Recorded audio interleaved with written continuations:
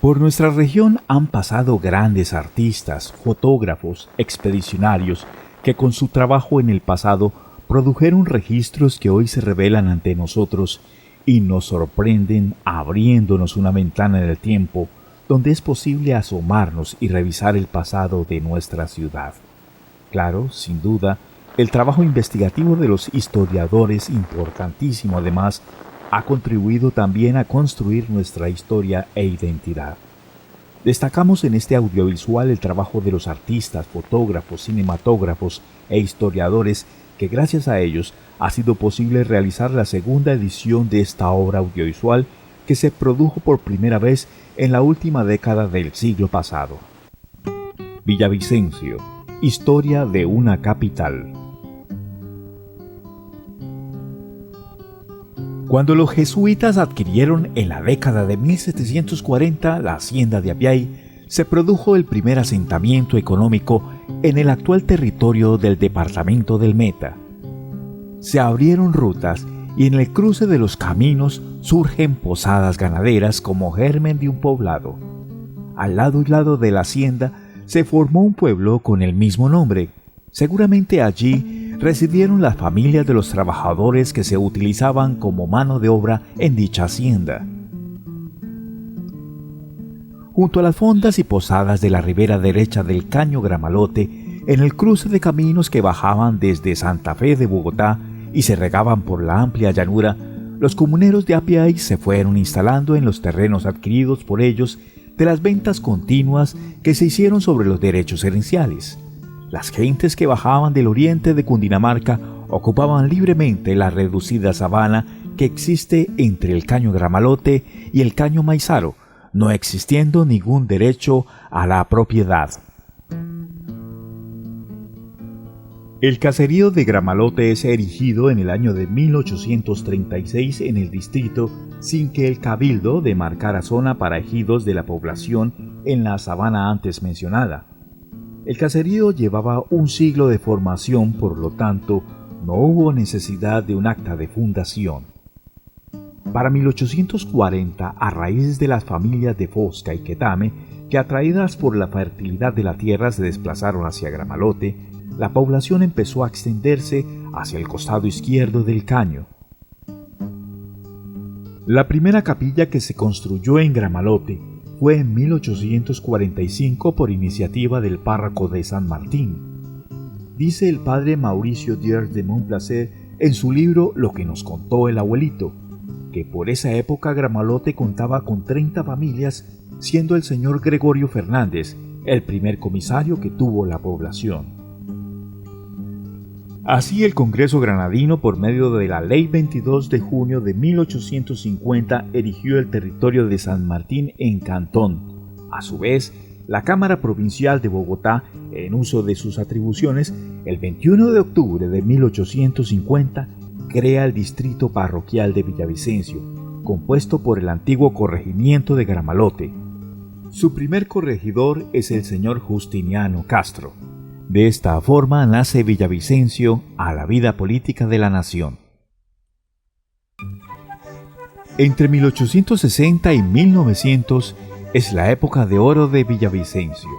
El periodo se caracteriza por la migración desde Bogotá de grandes empresarios, introducción de nuevos renglones de explotación de haciendas, un promedio de 27 haciendas ubicadas en la selva del Guatiquía, en las sabanas de Cumaral, en las selvas de Boca de Monte, en las sabanas de Apiay, de Yacuana, son indicativos de dicha época de oro. En el piedemonte de la Sierra de Buenavista estaban las haciendas El Buque, La Esperanza y El Triunfo. Merece atención la del Buque, no solo por su plantación de café, que según Emiliano Restrepo, ascendía a un total aproximado de 70.000 árboles, sino por el grado de organización y desarrollo alcanzado. Los bosques de quina del cañón del río Guatiquía fueron explotados alrededor de 1860, morando unas pocas familias allí. A finales del siglo XIX, Villavicencio sufrió 2 graves incendios, pero el de 1890 arrasó con toda la población. Después de este incendio, los vecinos se dedicaron a construir un verdadero templo con ladrillos y piedras. Hicieron el frontis, que no alcanzaron a terminar. En cuanto al cuerpo de la iglesia, era todo en adobe. Al lado y lado espacios servían de ventanas y las columnas de madera sostenían el techo, que fue de maralla y luego de zinc.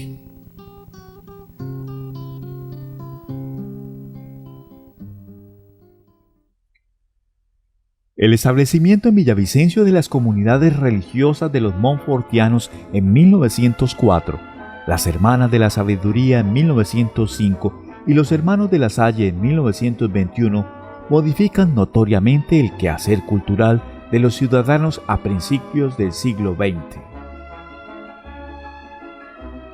La comunidad registra sucesos de connotado interés: el Banco San José, el Teatro Verdún, la Imprenta San José y los talleres de encuadernación, carpintería y herrería, la Banda Santa Cecilia,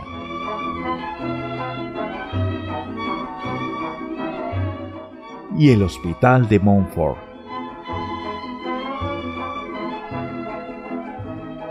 Cuando la población comenzó a trasladarse al costado izquierdo del Caño Gramalote, se trazó una zona de 10.000 metros cuadrados destinados a la plaza principal. Las 4 esquinas señalan los 4 puntos cardinales. La plaza se veía cubierta de polvo en los fuertes veranos y de barro en los inviernos. Allí comenzó a configurarse la ciudad. El árbol de samán, que se encuentra en el centro de la plaza, fue sembrado en el año de 1914 durante la administración del señor alcalde Antonio Turriago.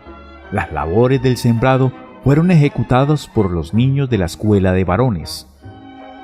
En Villavicencio. Yo En soy Villavicencio. hijo de Villavicencio.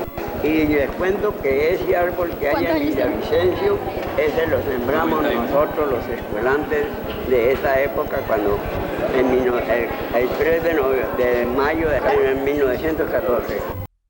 Los árboles de mango de más antigüedad debieron sembrarse alrededor de la década de 1870.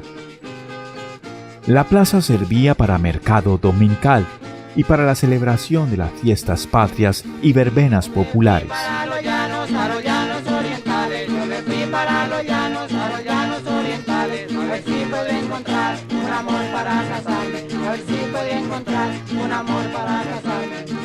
Por suerte pude encontrar una linda... En 1918 le dan el nombre de Mariscal Sucre. En el costado noroccidental estaba la iglesia. En la esquina norte, el edificio de los Correos e Impuestos Nacionales. En el costado noroccidental, casas de familia. En 1948 se inicia la construcción del Teatro Cóndor. En el costado suroccidental se encuentra localizada la Casa de la Misión Montfortiana y en el costado suroccidental la Escuela de Varones y Casas de Familia.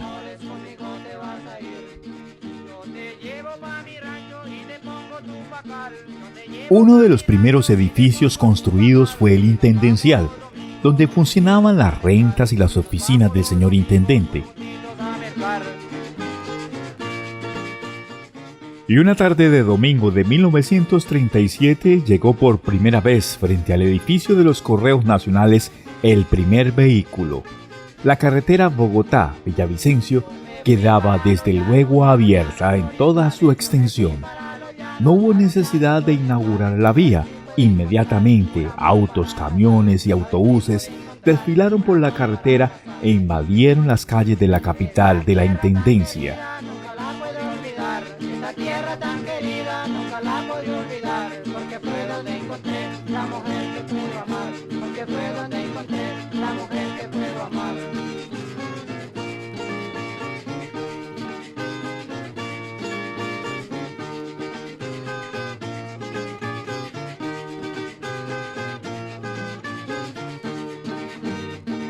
Esta tierra tan querida, nunca la puedo olvidar, esta tierra tan querida, nunca la... El primer avión que llegó a Villavicencio fue piloteado por el mayor Daza. La sabana del Barzal sirvió de campo de aterrizaje.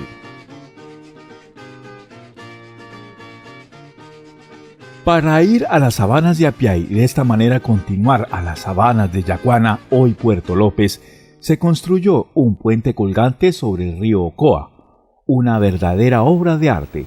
En una fuerte crecida del río, sus estribos se derrumbaron cayéndose el puente. Esto sucedió a mediados de la década de 1950. El río Guatiquía siempre se presentó como un obstáculo para el desarrollo de las sabanas de Vanguardia y Cumaral. Después de varios intentos de construir un puente consistente sobre el río, el gobierno decidió edificar uno de cemento y armazón de hierro. Sus vigas fueron traídas desde Bogotá por los hermanos Solano Oramas, uniendo dos carrocerías de camión a manera de doble troque.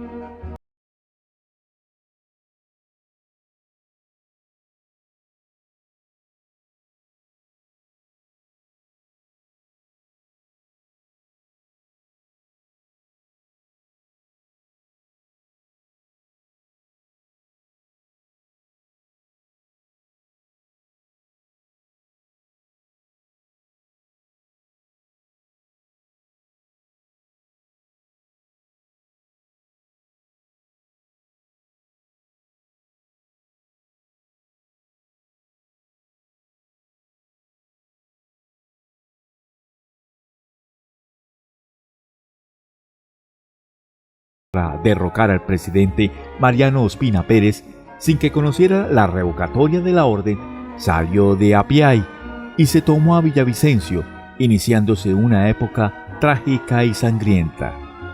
Este conflicto empezó como una lucha entre el poder político liberal y el conservador, y terminó siendo un conflicto de orden social con la Revolución de los Llaneros. En el año de 1953 comienza el proceso de pacificación de los llanos. En medio de este conflicto se estrena el Cineteatro Cóndor. Por su escenario pasaron artistas de talla mundial como la declamadora Berta Singerman, el trío mexicano Los Panchos y una compañía cubana de ballet, entre otros.